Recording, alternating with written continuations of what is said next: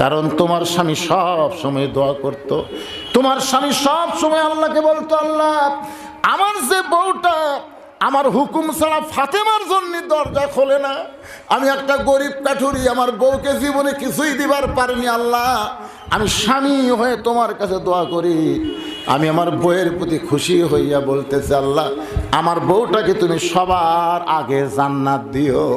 আলী বলে, ফাতেমা তুমি জান্নাতের নেত্রী হবে, কিন্তু সবার আগে তোমার জান্নাত আমি আলী কোনোদিন দোয়া করি নাই।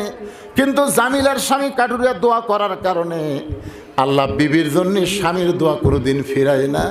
এদিন জামিলাকে তোমার আগে কেমনে জান্নাতে দিবে?